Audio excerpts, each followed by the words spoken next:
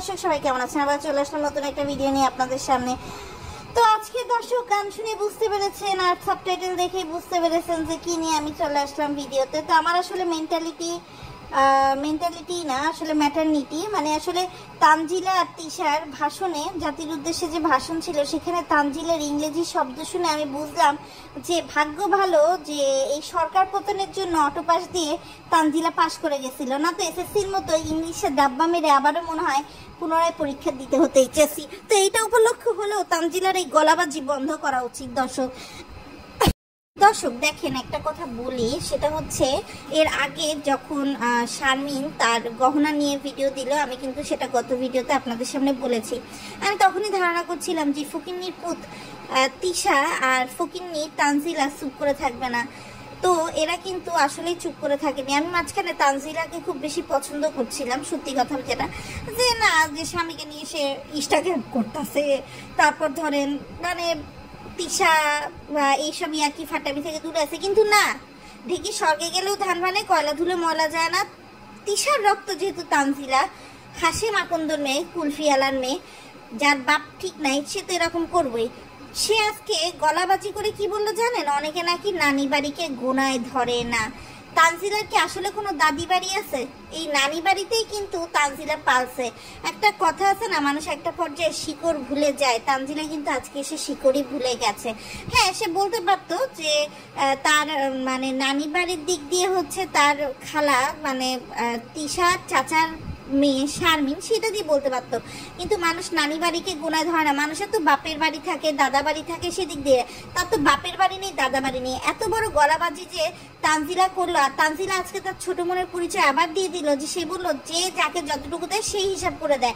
আমি জানি না দর্শক আপনারা একমত হবেন কিনা। আপনারা কি কাউকে বিয়েতে বা জন্মদিনে এই হিসেবে উপহার দেন যে যতটুকু দিল ঠিক ততটুকুই পাবে?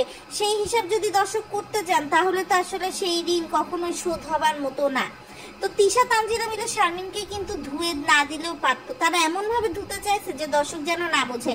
তো ধুতে না চেতে গিয়ে তারা বারবার বলছে যে শারমিন মাত্র 30,000 আর তিশা 40,000 টাকা দিচ্ছে। প্রথমে আমার বড় কথা হচ্ছে, তানজিলার বিয়ে দেবে একটা ফটোকপির দোকানদারের সাথে, সেখানে কেন গা ভরে সেট দিতে হবে এবং তিশা কেন চাঁদাবাজি করবে? দর্শক, তিশার তো এখানে চাঁদাবাজি করার কিছু নেই।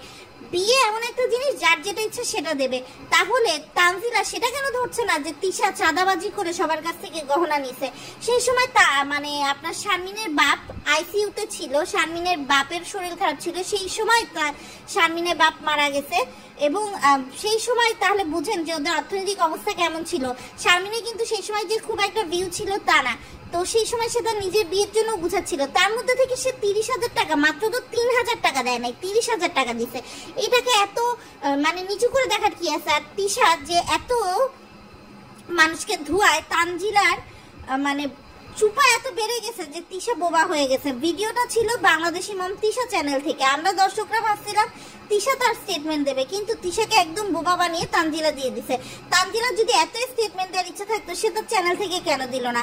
কেননা সে তার একটা ক্লিন ইমেজ তার চ্যানেলে ধরে রাখতে চায়। অনেকে ভিউয়ার্স আছে তানজিলার যারা তিশার চ্যানেলে এসে ভিডিওটা দেখবে না। তাদের কাছে তানজিলা একটা খুবই সুইট কিউট মেয়ে, যে এরকম গলাবাজি ফাপড়বাজি করতে পারে, সেই রূপটা কিন্তু তানজিলার দর্শক যারা, তারা কিন্তু এক পর্যায়ে দেখতে পাচ্ছে না। তানজিলা বলতেছে আমি কি ফকিন্নি যে আমি এটা করব? আমার জামাইকে নিয়ে গেছি।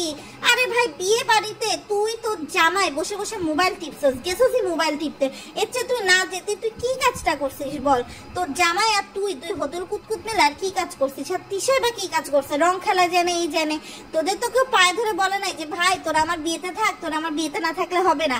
তোরা বিয়েতে গেছিস, মোবাইল টিপছিস, অথচ ভাব এমন করতেছিস যে তুই প্রাইম মিনিস্টার শেখ হাসিনা বা তুই হচ্ছে নরেন্দ্র মোদী। তুই গেছিস তো একেবারে ভিআইপি হয়ে গেছে।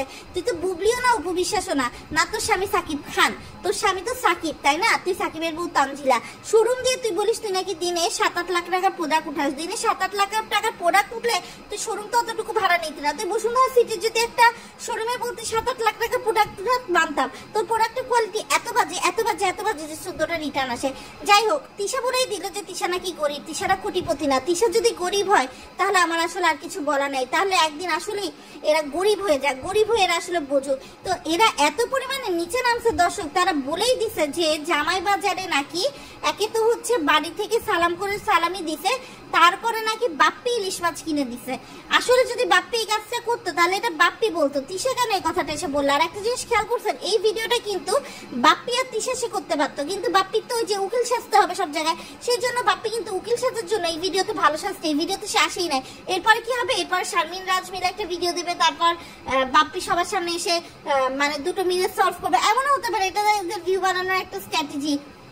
কেন অতীতে আমরা এরকম ঝগড়া অনেক দেখছি, যেখানে বাবু তিশার বাসে, খুকি তিশার বাসে, এবং তারপরে ভালো হয়েছে। আর তারা বারবার এই কথা বলতেছে, একবারও যে সাবিনা কোনো উপহার দেয়নি এটা বলতেছে না। আবার তানজিলা বলতেছে যে তার মার দায়িত্ব হচ্ছে গিফট দেয়া, কিন্তু আমার কথা হচ্ছে তার মার দায়িত্ব কেন গিফট হবে? তার মা তার মেয়ের জন্য চাইছে, কিন্তু মেয়েটাকে, মেয়েটা তো তুই।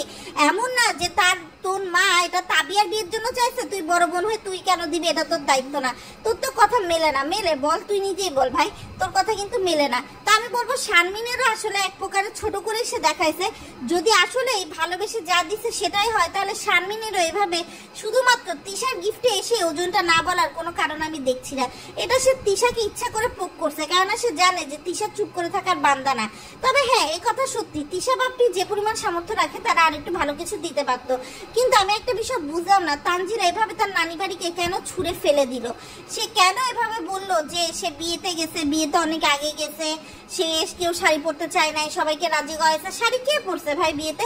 শাড়ি তো শুধু মিমকে পরতে দেখছি, না তিশা না সাবিনা কেউই তো পরে নাই, না গোসল করে এরা বসে ছিল।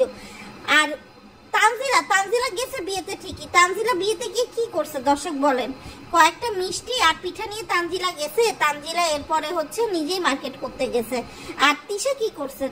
আর এই যে এদের আদর আপ্যায়ন, এটা কার বাড়ি হয়েছে? মিমের বাড়ি হয়েছে। মিম তো এক প্রকারে বাবুর বউ, সেই হিসেবে তো মিমের কাকি খাওয়ানো আর মিম খাওয়ানো। আর কাকি খাওয়ালেই কি যেত? নতুন জামাই নিয়ে যায় নাই, ভালো কথা।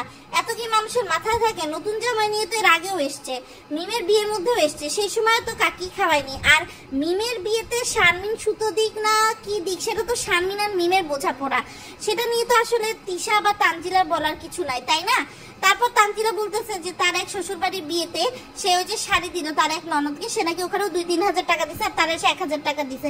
তো এরকম শ্বশুর বাড়ির গোপন কথা কেন এভাবে দর্শকদের সামনে তুলে তুললো দর্শক আমার আসলে জানা নাই। আসলে এরা কখন যে ভালো আর কখন যে খারাপ জানি না। তবে দিন শেষে এটাই বলতে পারি যে একটা ছোট লোক যতই টাকা পয়সা দিয়ে বড় লোক হয়ে যাক না কেন, ভদ্রলোক হতে পারে না।